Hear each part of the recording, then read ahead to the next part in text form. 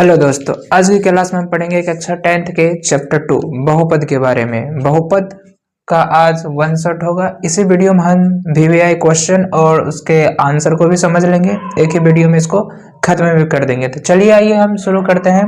बहुपद पोलिनोमियल।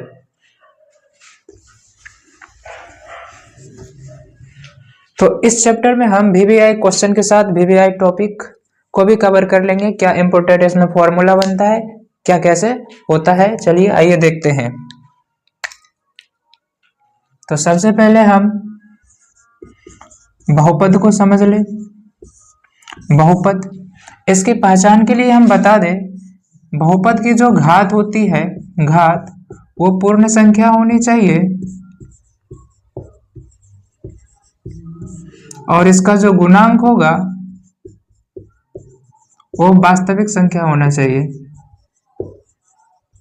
वास्तविक संख्या। तब हम कहेंगे वो बहुपद है, अन्यथा कहेंगे कि वो बहुपद नहीं है। जैसे समझे, हम एग्जाम्पल के लिए लिखे x स्क्वायर माइनस के 2x प्लस का 2। अब यहाँ पर आप देख रहे होंगे कि यह एक द्विघाती बहुपद है, इसमें घात 2 है। तो इसकी जो घात है वह एक पूर्ण संख्या है और इसका जो गुणांक है देख रहे होंगे, यहाँ पर एक कुछ नहीं है, एक यहाँ पर है 2 और ये 1 और 2 क्या है, इसका गुणांक ये वास्तविक संख्या है। यदि यहाँ पर इस प्रकार से रहता तब हम कहते कि यह एक बहुपद नहीं है, क्योंकि इसकी घात पूर्ण संख्या नहीं है। ठीक है, इसमें ऋणात्मक संख्या आ गया और पूर्ण संख्या के समुच्च में ऋणात्मक संख्या नहीं आता है, इसलिए यह एक बहुपद नहीं है। आशा करते हैं आप बहुपद की पहचान कर लेंगे। या फिर हम इसको इस तरह लिख सकते हैं कि यदि इस प्रकार से दिख जाए तो ये भी बहुपद नहीं है। क्यों? क्योंकि इसमें ये वास्तविक संख्या नहीं है, ये काल्पनिक संख्या है। रूट के अंदर यदि माइनस का दिख जाता है तो वो काल्पनिक संख्याएं होती है। ठीक है, चलिए अब हम चलते हैं चैप्टर पे। ये कुछ बेसिक कॉन्सेप्ट था, इसको जानना नेसेसरी था।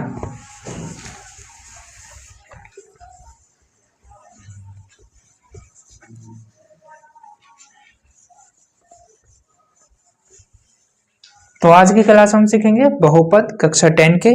चलिए आइए देखते हैं वीवीआई क्वेश्चन और इम्पोर्टेंट नोट्स के बारे में भी, क्या चीज हमें याद करनी है, क्या चीज हमें छोड़नी है, और क्वेश्चन के हल को भी हम देख लेंगे।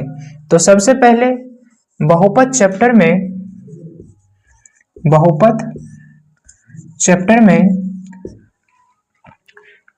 आपको बहुपद के बारे में पता चल गया होगा। तो हम ये मान के चलते हैं कि आप लोग को बहुपद इंट्रोडक्शन अच्छे से आ रहा होगा। तो हम यहाँ से शुरू करते हैं। सबसे पहले इंपोर्टेंट फॉर्मूला आप नोट डाउन कर ले पहले। तो सबसे पहले द्विघाती बहुपद, यदि अल्फा बीटा या फिर अल्फा और बीटा द्विघाती बहुपद का शून्यक है तो इसमें कुछ संबंध होते हैं। जैसे अल्फा प्लस बीटा बराबर होता है माइनस के बी बाय ए, ये आप लोग को याद होना चाहिए। और इसी में अल्फा इंटू बीटा बराबर होता है सी बाय ए। आपको द्विघाती बहुपद से रिलेटेड ये दो सूत्र याद होने चाहिए। ठीक है, और इसी प्रकार त्रिघाती बहुपद के लिए भी कुछ सूत्र होते हैं। यदि अल्फा बीटा तथा गामा त्रिघाती बहुपद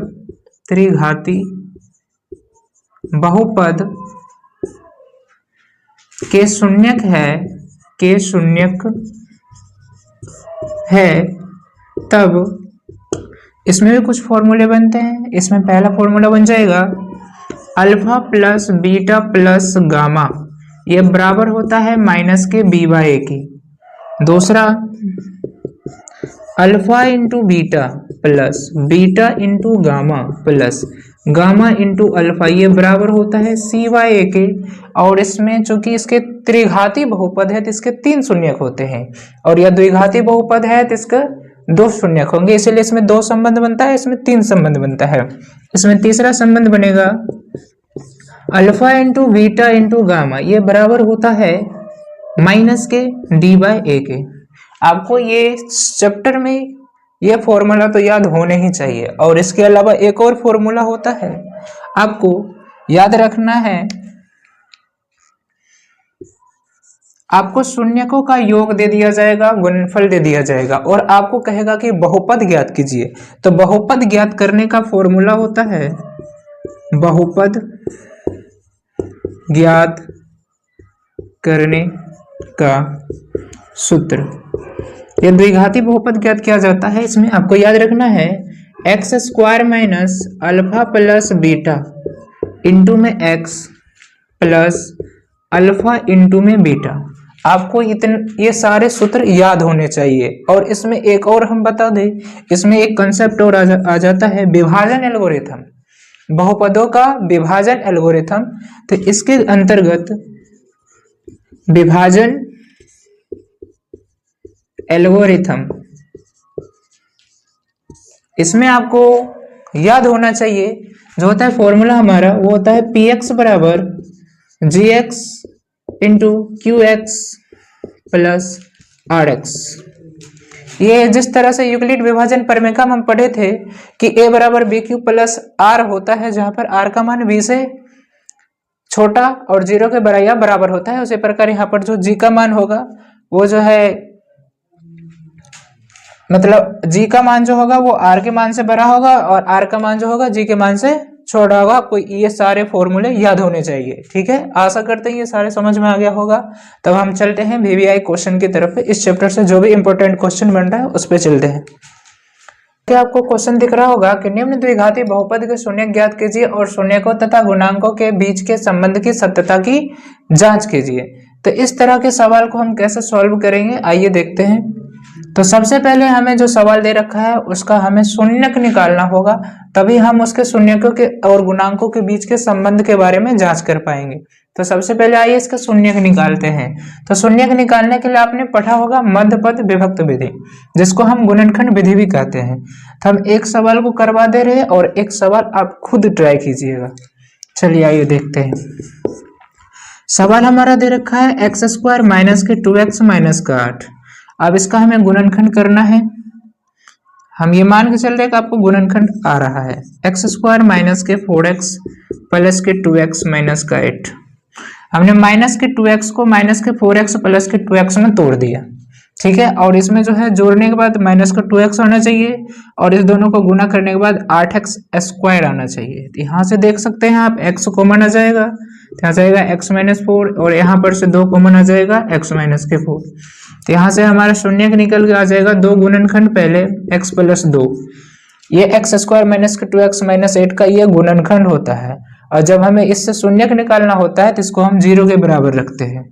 तो यहाँ से एक बार x माइनस के 4 का 0 बराबर रखेंगे तो x का मान आ जाएगा 4, और दूसरा एक बार इसको x बराबर 2 को 0 के बराबर रखेंगे तो x का मान आ जाएगा माइनस का 2। हाँ, बहुत लोग को यहाँ पे ये डाउट आ सकता है और आता है, अक्सर टीचर बताते नहीं हैं कि जो x माइनस 4 बराबर 0 है तो ये वाला इससे कहाँ गया, ये गुना में है। तो आपको हम बता दें x माइनस 4 और x प्लस 2 ये बराबर 0 है। जब हम इसका मान निकाल रहे होंगे तो ये इधर गुना में तो उस तरफ जाता है तो भाग में चला जाता है, तो ये चल जाएगा 0 बाय एक्स प्लस 2। और आपको मालूम होना चाहिए कि यदि अंश में 0 है और हर में कोई भी संख्या है तो उसका मान 0 ही होता है। तो इस प्रकार से हम x का मान 4 यहाँ पर फाइंड किए और इसी प्रकार से x का मान माइनस का 2 फाइंड किए, ठीक है। आशा करते हैं ये बातें समझ में आ गई होगी। तो हमने यहाँ शून्यक निकाल लिया, ठीक है। x के 2 मान आ गए। अब इस शून्यकों में हम मान लेते हैं कि जो पहला मान है x का वो है अल्फा, अल्फा का मान है 4, और जो दूसरा x का मान है उसको हम बीटा मान लिए हैं और बीटा का मान है माइनस का 2। अब हमें जांच करना है, हमें कहता है कि जांच कीजिए, संबंध की सत्यता की जांच कीजिए कि अल्फा प्लस बीटा बराबर माइनस बी बाय ए होता है। तो हम जांच कैसे करते हैं आइए देखते हैं। जांच करने के लिए हमें कुछ नहीं करना होगा, हमें बस जो अभी द्विघाती बहुपद से रिलेटेड अभी जो सूत्र हम पीछे लिखाए हैं, ठीक है, उसके बारे में यहाँ पर लिखिए और देख लीजिए क्या LHS बराबर RHS है। यदि है तो संबंध की सत्यता की जांच हो गई, यदि नहीं है तो ये संबंध हमारा गलत हो जाएगा। चलिए, तो सबसे पहले हम अल्फा प्लस बीटा के बारे में जान लें। ये होता है माइनस के बी बाई। अब हमें चेक करना है कि क्या सही में अल्फा प्लस बीटा बराबर माइनस के बी बाई होता है कि नहीं होता है। तो यहाँ पे अल्फा का मान दे रखा है 4 प्लस बीटा का मान दे रखा है माइनस का 2। तो यहाँ पर हम रखेंगे माइनस का 2, ये बराबर हो जाएगा माइनस के बी। आप एक चीज और याद रखिएगा, यहाँ पे ए और बी का मान आपको पता लगाने के लिए क्या करना होगा, जो द्विघाती बहुपद का व्यापक रूप होता है, व्यापक रूप वो होता है a x square plus b x plus c. ये द्विघाती बहुपद का व्यापक रूप होता है। आप इससे तुलना इसको कीजिएगा तो आपको ए का मान आ जाएगा, आपके पास ए का मान आ जाएगा 1, एक्स स्क्वायर के गुना में 1 है, और बी का जो मान है वो आ जाएगा माइनस के 2, एक्स का गुणांक है, और सी अचर पद है, सी का मान आ जाएगा माइनस के 8। अब आप यहाँ पर बी और ए का मान को पुट कीजिए, तो माइनस पहले से है और बी का मान माइनस का 2 है, तो यहाँ पर माइनस का 2 आ गया, और ए का मान 1 है तो 1 रख देंगे। ठीक है, अब इसको खोलिए, प्लस माइनस माइनस 4 माइनस 2 बराबर माइनस इंटू माइनस प्लस का 2 बाई 1, तो आ जाएगा 4 में 2 गया 2 बराबर 2। इसका मतलब LHS बराबर RHS है।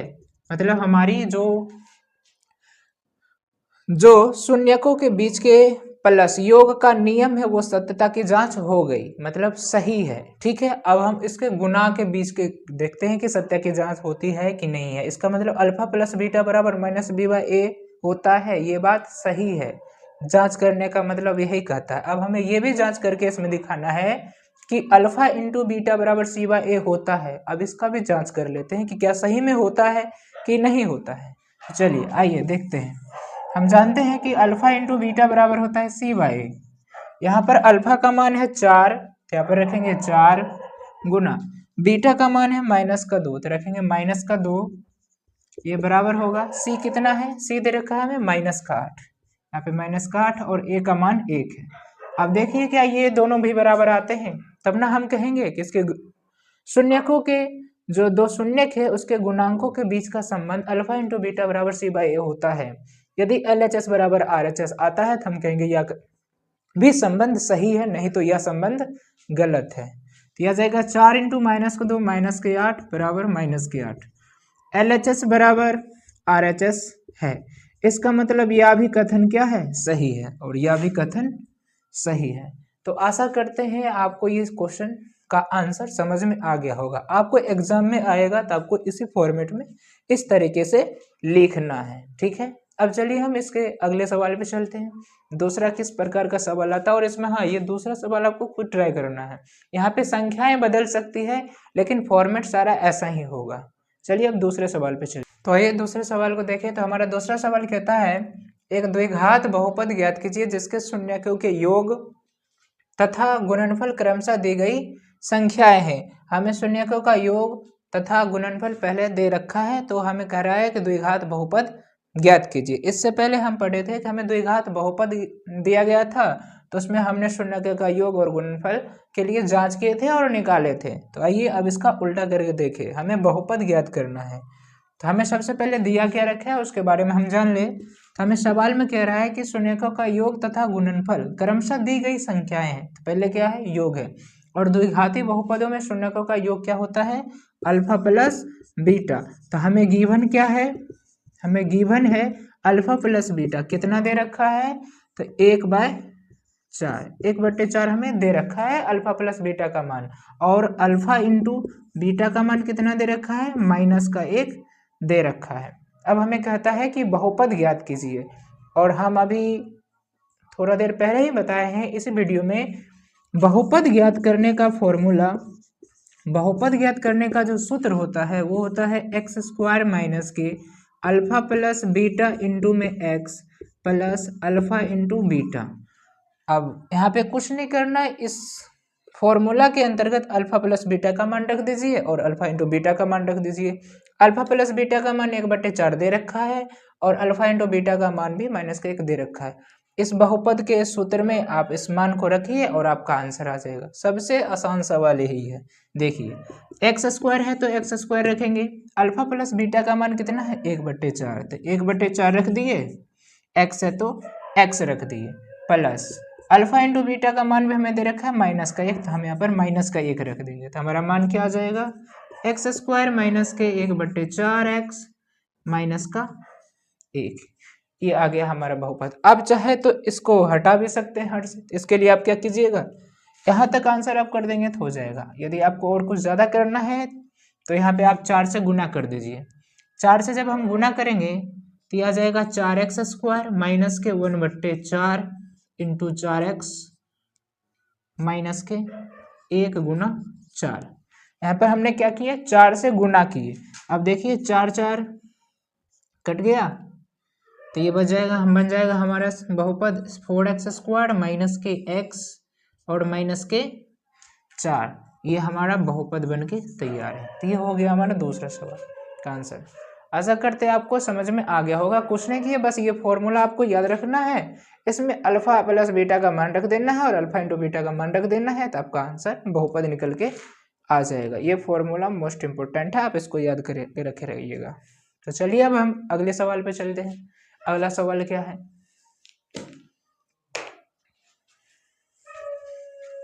और हाँ ये दूसरा जो सवाल है इसको आपको खुद ट्राई करना है। तो आइए हम अगले सवाल पे आ गए हैं। तीसरा सवाल हमारा कहता है कि विभाजन एल्गोरिथम का प्रयोग करके निम्न में px को gx से भाग देने पर भागफल तथा शेषफल ज्ञात कीजिए। तो हम इसमें भाग करना सीखेंगे कि भाग कैसे देते हैं, और हमें जो भागफल आएगा उसको लिख देंगे कि ये भागफल इतना है, और जो बच जाएगा नीचे वो शेषफल कितना है। आपको इतना तो पता ही होगा भागफल शेषफल किसको कहते हैं। तो आइए, हमने इससे रिलेटेड आपको एक पॉइंट बताया था अभी पीछे ही कि px बराबर होता है gx इंटू में qx प्लस के rx।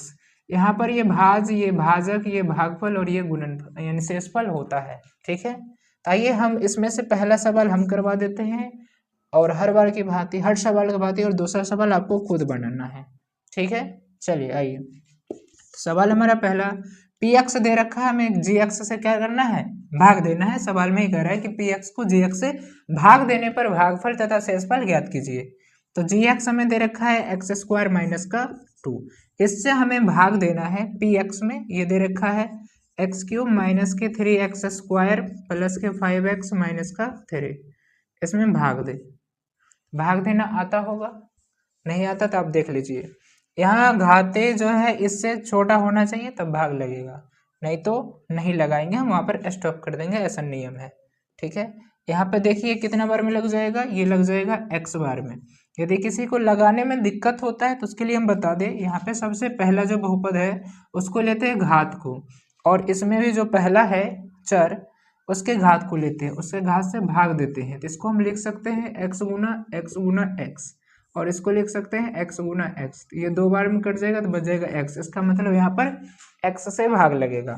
जब हम इसको x से गुना करके भाग लगाएंगे, गुना करेंगे, तो ये हमारा आ जाएगा x³ प्लस प्लस माइनस के आ जाएगा, और 2 इंटू एक्स ये आ जाएगा -2x। हम समान चर की जगह लिख लेंगे ताकि हमें जोड़ घटा करने में सुविधा हो। तो यहाँ पर ये आ जाएगा माइनस, ये हो जाएगा प्लस, इससे ये कट गया, यहाँ पे बच गया है -3x², और इधर 5 2 7x - 3। अब यहाँ पे कितना से लगेगा, तो अब दूसरा चरण में आइएगा, तो -3x² को आप x² से भाग देंगे तो आप देख लेंगे x² से कट जाएगा, तो यहाँ से -3 से हम जब गुना करेंगे तो ये इतना आ जाएगा। तो यहाँ पे -3 से हम भाग लगाएंगे, तो ये आ जाएगा -3x² minus into minus plus 3 दूना 6 प्लस का 6। तो यहाँ पे आप देख रहे होंगे ये प्लस हो जाएगा, ये माइनस हो जाएगा, इससे ये कट जाएगा, यहाँ पर जाएगा 7x, और यहाँ पे आ जाएगा -9। ठीक है, तो अब इसमें हमें बताना है कि भागफल तथा शेषफल ज्ञात करना। अब इससे देखिए, इससे जो है इस चर की घात कम है, तब यहाँ पर भाग को स्टॉप कर देंगे और लिख देंगे यहाँ भागफल जिसको हम qx कहते हैं, qx वो कितना है, वो है हमारा x - 3, तथा शेषफल जिसको हम rx कहते हैं वो कितना है 7x - 9। बस इतना ही करना है और इसमें कुछ नहीं करना है। तो आशा करते हैं आपको ये भी सवाल का आंसर जो है अच्छे से समझ में आ गया होगा। चलिए अब आखिरी सवाल पे चलते हैं। इसमें एक प्रकार का और सवाल है जो कि पूछ लिया जाता है एग्जाम में, तो उसमें बच्चे कंफ्यूज ज़्यादा होते हैं, तो आइए उसको भी डिस्कस कर ले। तो आ जाइए हमारे अगले सवाल 4 नंबर जो सवाल है वो कहता है कि हमें बहुपद दे रखा है, या बहुपद के सभी शून्यक ज्ञात कीजिए। हमें बहुपद के सभी शून्यक देख रहे हैं कि इसकी घात जो है 4 है, और हम जानते हैं कि जिस बहुपद का जितना घात होता है उतना शून्यक भी होता है। तो इसमें बहुपद की घात 4 दे रखा है, इसका मतलब इसके 4 शून्यक होगा। तो इसमें 2 शून्यक हमें पहले से दे रखा है कि √2 और माइनस के √2 है, तो हमें 2 शून्यक और इसमें ज्ञात करना है कि 2 शून्यक इसका और क्या क्या होगा, क्या क्या हो सकता है। तो चलिए आइए हम इस तरह के प्रश्न को कैसे सॉल्व करते हैं इसके बारे में जाने। तो हमें 2 शून्यक दे रखा होगा, तो ये इसका 2 गुणनखंड भी दे रखा होगा। कैसे देख लीजिए, समझते हैं। तो इसमें हमें 2 शून्यक देने का मतलब है कि x का 2 मान दे रखा है। इसमें गिवन क्या है, गिवन है हमें px दे रखा है 2x की घात 4 माइनस के 3x³ माइनस के 3x² प्लस के 6x माइनस के 2, और हमें gx नहीं दे रखा है। तो हम जानते हैं कि gx जो है वो px का क्या है, गुणनखंड है। px का गुणनखंड है, या फिर हम बोले तो शून्यक है। अब गुणनखंड है तो हमें x का मान दे रखा है, तो x का मान हमें दो दे रखा है, तो x का मान 1 दे रखा है हमें √2, और दे रखा है एक x का मान माइनस का √2। ठीक है, तो हम यहाँ पे x को यदि √2 को इधर लाएंगे तो ये बन जाएगा हमारे पास x प्लस √2, और दूसरा बन जाएगा x माइनस के √2। ये हो जाएगा किसका, px का गुणनखंड है, गुणनखंड है। ठीक है, शून्यक दे रखा था तो हम शून्यक से क्या बना लिए, गुणनखंड बना लिए। गुणनखंड कैसे बना है, दोनों शून्यक को x के बराबर रखना है और इसको इस तरफ ला लेंगे तो ये शून्यक बन जाएगा। ठीक है, जैसे कि हम शून्यक से मतलब गुणनखंड से जो शून्यक जैसे ज्ञात करते थे, ठीक उसका उल्टा चल के हम आए तो शून्यक से हमने गुणनखंड ज्ञात कर लिया। अब इसको तोड़ लीजिए, यहाँ पर देख रहे होंगे ये a प्लस बी के रूप का और ये a माइनस बी के रूप का दिख रहा होगा। हम जानते हैं कि a plus B into A minus B ये बराबर होता है a² माइनस के b²। तो हम यहाँ पे यही फॉर्मूला यूज करेंगे।